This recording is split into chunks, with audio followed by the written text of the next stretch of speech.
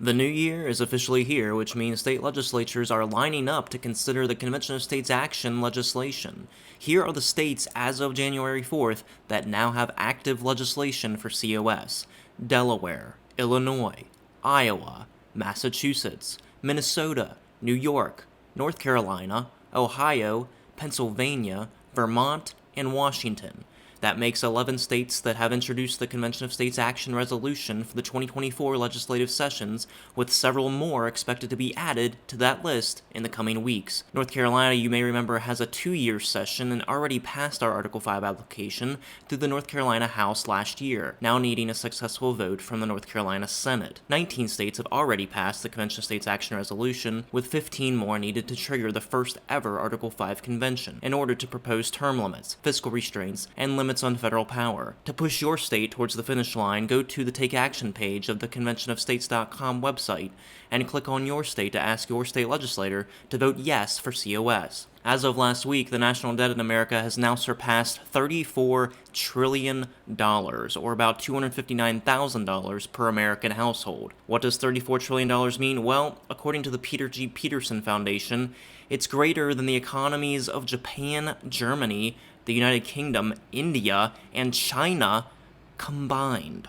The national debt contributes to rising prices and economic malaise, not to mention waste and corruption. The unprecedented levels of government spending from previous years has resulted in $2 billion in tax dollars going towards paying interest payments alone every single day. A supermajority of Americans believe that Congress should balance its budget, but Congress has refused to do so for decades. The only realistic way to get it done is through an Article 5 Convention of the States. But don't take my word for it. New video surfaced of Florida Governor Ron DeSantis speaking in New Hampshire, and he perfectly articulates the strategic reason we need constitutional amendments through an Article 5 convention. Tax dollars have gone to promote transgenderism in Bangladesh.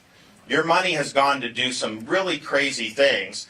But part of the thing is how do you actually do it? Like, fine, I'm not going to put that in my budget or whatever, but Congress slips this stuff in. There may be a big spending bill that's got a lot of stuff maybe you want, right?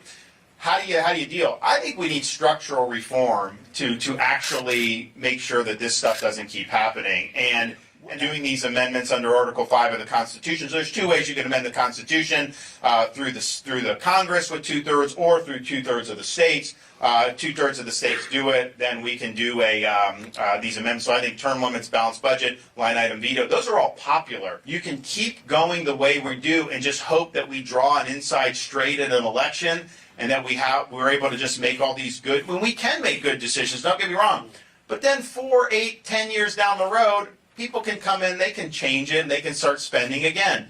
You gotta have restraints on these people. In addition to DeSantis, Vivek Ramaswamy has also officially endorsed our movement. We encourage all presidential candidates to announce their support for Convention of States.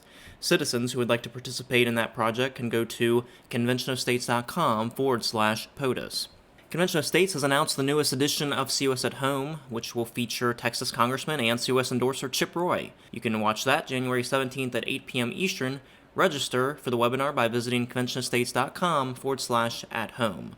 And now, you're up to date with Convention of States.